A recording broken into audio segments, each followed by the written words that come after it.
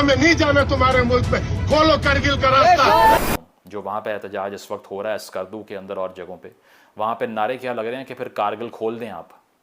Road खोल दो, are पार जोड़ दो, करगिल रोड खोल दो, आर पार जोड़ दो, करगिल रोड खोल दो। कि आपका दुश्मन भी आपको देख रहा है और वो एक एक पॉइंट नोट करके आप पे वार कर रहा है। और हमारी हरकतें देखें, हम शिया सुनी फसादात में लगे हुए हैं, माइनॉरिटीज को तो हिसाब में ना करें ना। ऐसे कुछ ऐसी तस्वीरें सामने आई हैं जिन्हें आज एक भी पाकिस्तानी नहीं देखेगा, लेकिन ये तस्वीरें भारत को खुश कर देंगी। जब हम एक पेज पे मुसलमान समझते हुए भी एक दूसरे को अगर ये कहे कि यार आप काफिर मैं नहीं, मैं काफिर आप नहीं, तो मतलब ये काफिर काफिर की रट में माइनॉरिटीज, चाहे वो सिख हो, चाहे वो क्रिश्चियन हो, चाहे वो यहाँ पे हिंदू कम्युनिटी हो, कोई भी यहाँ पे सेफ नहीं है। अगर हम खुद एक दूसरे से सेफ ना हो तो हमारे लिए इन द फ्यूचर बहुत बड़ा सवाल निशान है कि हमने इस मुल्क को किस डायरेक्शन में लेके जाना है। देखें, हमेशा से हमें मजहबी फसादात ने नुकसान पहुंचा दिया, लेकिन क्या हमारी गवर्नमेंट इतनी खामोश है कि उनको दुरुस्त करने की बजाय, उनको समझाने की बजाय, क्योंकि हमारे पास वो इदारे नंबर 1 इदारे मौजूद है पूरी दुनिया में जिनको वाकया रोनमा होने से पहले मालूम हो जाता कि ये होने वाला है। वो अच्छा हो बुरा हम उस पर बात नहीं करेंगे। क्या आपको ये नहीं मालूम था कि ये होने वाला है? आपकी खामोशी भी हमारे लिए सवालिया निशान है। आपकी कारकर्दगी ये खामोशी बता रही कि आपकी कारकर्दगी कितनी है। तो इसलिए हमारी हुकूमत हो या दीगर हमारे इदारे हो, उनको 10 कदम आगे जाके इस तरह के फसादात बर्पा होने से रोकना चाहिए। इससे आपका दुश्मन मुल्क, मैं बात करूं क्योंकि इंडिया का वो ये जिक्र कर रहे थे ना कि आप हमें रास्ता दे, आप हमें वहाँ से, ओ भाई इंडिया आप पे हंस रहा है, ये रास्ते की बात नहीं कर रहा है, कह रहे कि शर्म करें आप शर्म करें कि अगर गिलगित के ये मामला हल नहीं होते, हमें मतलब गिलगित से रास्ता दें इंडिया के लिए, ये कोई करने वाली बात है? ये हमारी हुकूमत की नाअहली है कि उन्होंने हमारे दुश्मन को मौका दिया हुआ है। ये हमारा दुश्मन हमारे ऊपर हंस रहा है।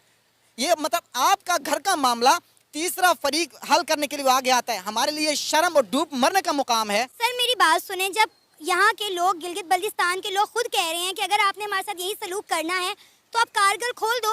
ये आज की बात नहीं, ये पहले भी कई बार देखा गया है कि जब भी वहाँ पे प्रोटेस्ट हुए लोग एक ही नारा लगाते हैं, कारगिल स्कर्दू खोल दो, टूटे रिश्ते जोड़ दो।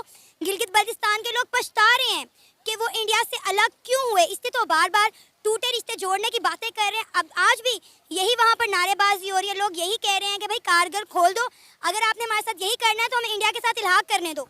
BBC की एक डॉक्यूमेंट्री आपको यूट्यूब पे मिल जाएगी। वहाँ पे तकरीबन 67 साल बाद, यानी 67 ईयर्स आफ्टर, मिनीमर्ग से जो इंडिया के पास है, उससे पाकिस्तान के मिनीमर्ग में एक रिश्ता वो मुलाकात हुई उनकी। वो इतने खुश थे और उसके बाद उन्होंने कहा कि यार हमें ना, या आप हमारे पास आ जाएं, इंडिया आ जाएं। ये बातें उनकी चली, BBC की डॉक्यूमेंट्री मैं उसको कोट कर रहा हूँ। उसके बाद उन्होंने कहा पाकिस्तान आ जाए। उन्होंने कहा यार पाकिस्तान के हालात वो नहीं है। उसके बाद पाकिस्तान के अंदर, खासकर गिलगित बल्तिस्तान में, जब सैलाब की वजह से आपका केच रूट 12 से 17 दिन बल्कि 20 दिन तक, तकरीबन 20 दिन तक बंद हुआ, तो इंडिया ने कहा था आप कारगिल के रास्ते से खोल दे ताकि हम गिलगित बल्तिस्तान को फूड शॉर्टेज जो है वो हम सप्लाई करें उनको। ठीक है, तो ये अगेन हमारी हुकूमत और हमारी हुकूमती कारकर्दगी पर एक बड़ा स्लैप है, चांटा है जिसको हम कहते हैं कि आप अपने गिलगित के मामलात को, पाकिस्तान के मामलात को बेहतर नहीं कर रहे हैं। और पीओके में गिलगिट बाल्टिस्तान में एक साथ लाखों लोग सड़कों पर उतर आए हैं। पहले आप इन लोगों की संख्या देख लीजिए। इन लोगों ने धमकी दी है कि ये पाकिस्तान के खिलाफ जंग छेड़ देंगे और जल्द ही भारत में जाकर मिल जाएंगे। इन लोगों ने यहां तक कह दिया है कि हम पाकिस्तान की सीमा को तोड़कर भारत में जाकर मिल जाएंगे। प्रोग्राम में मैं पाकिस्तान की अथॉरिटी से ये सवाल करना चाहती हूँ कि क्या गिलगित बल्तिस्तान पाकिस्तान का हिस्सा नहीं है? अगर गिलगित बल्तिस्तान पाकिस्तान का हिस्सा है तो फिर वहाँ पर जो कुछ हो रहा है उसको मीडिया पर दिखाने पर पाबंदी क्यों है? या फिर मीडिया से सवाल करना चाहिए कि क्या आप नहीं समझते कि पाकिस्तान के किसी भी इलाके में अगर इतना बड़ा प्रोटेस्ट हो रहा होगा कि पूरे का पूरे इलाके के लोग सड़कों पर होंगे और वो नारे बुलंद कर रहे होंगे और लाखों की तादाद में लोग सड़कों पर निकलेंगे, तो आप तब भी उसको कवर नहीं करेंगे? बड़ी अजीब सी बात है, लेकिन हो ऐसा ही रहा है। तो हमने सोचा कि क्यों ना हम ही इसके ऊपर बात कर लें। गिलगित बल्तिस्तान में इस वक्त हालात बहुत ज़्यादा मखदूश हैं। और इसको अगर हम ये कहें कि क्या ये फ़िरका वाराना तसादुम है, ये सेक्टेरियन कॉन्फ्लिक्ट है, क्योंकि इस वक्त वहाँ पर शिया सुन्नी के बीच एक लड़ाई नज़र आ रही है, एक बहुत गंभीर तसादुम नज़र आ रहा है। और ये सिलसिला वहाँ से शुरू हुआ, सिलसिला तो वैसे जहाँ से शुरू हुआ वहाँ पर मैं कुछ देर में पहुँचूँगी, लेकिन क्योंकि वो काफ़ी पुराना किस्सा है, वो हमारी जड़ों में बैठा हुआ है। लेकिन हम बात, ये जो झगड़ा है, इसको वहाँ से स्टार्ट करते हैं कि जहाँ पर गिलगित बल्तिस्तान के एक शिया क्लरिक, एक शिया रहनुमा आगा बाकर हुसैनी के ख़िलाफ़ एक FIR काटी जाती है। और वो FIR इस बिना पर काटी जाती है कि उसमें ये दर्ज किया जाता है कि आगा बाकर हुसैनी ने ब्लास्फेमी की है और उन्होंने गुस्ताखी की है, और जो कानून सेनेट से पास हुआ है कुछ दिन पहले, उसके तहत उनको इतनी सज़ा मिलेगी। जैसे ही वो FIR काटी जाती है तो गिलगित बल्तिस्तान की शिया कम्युनिटी उठ खड़ी होती है और वो ये सवाल करते हैं, बल्कि वो ये जवाब देते हैं, वो उस बिल का और उनके ख़िलाफ़ काटी जाने वाली FIR का ये जवाब देते हैं कि फ़ौरी तौर पर ये जो पर्चा दर्ज किया गया है इसको वापस लिया जाए। और फिर उसके इस सिलसिले में जो तकारीर होती हैं, जो स्पीचेस देखने को मिली हैं, उसमें जो सवाल उठाए गए हैं वो आपके सामने भी रखेंगे।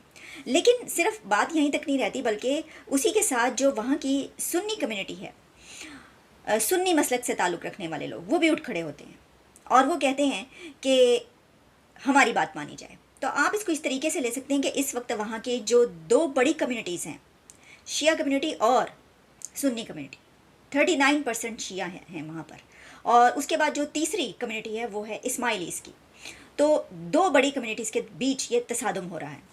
अच्छा, इस तसादुम के पीछे ये जो FIR काटी गई, इसके मुतालिक ये कहा जा रहा है कि ये हुकूमत पाकिस्तान, हुकूमत वक्त की तरफ से काटी गई है। तो इस बिना पर वहाँ पर जो मुजाहरे हो रहे हैं, जो प्रोटेस्ट हो रहे हैं, वो हुकूमत के ख़िलाफ़ भी हो रहे हैं। अब जिस बिल की हम बात कर रहे हैं वो बिल सेनेट में पास हुआ है, और इसके ऊपर जो पाकिस्तान का मीडिया है उसमें इसकी ये ख़बर बड़ी तफसीली तौर पर शाया हुई जब बिल पास हुआ, और उसमें ये बताया गया कि पाकिस्तान की कौमी असम्बली ने कोई 17 जनवरी 2023 को सहाबा कराम और उम्महातुल मोमिनीन और इनके हवाले से तौहीन पर उम्र कैद की सज़ा का बिल मुत्तफ़िका तौर पर मंजूर कर लिया। और इसमें यह है कि जो सज़ाएं हैं उसमें इजाफा कर दिया गया, उस बिल की जो मंजूरी दी गई। इसको पेश करने वाले जमात इस्लामी के रुकन मौलाना अब्दुल अकबर चित्राली ने इसको पेश किया था, और इससे पहले भी ये कानून पाकिस्तान में मौजूद था, लेकिन सज़ाएं जो थी वो कम थी, उन सज़ाओं को बढ़ा दिया गया।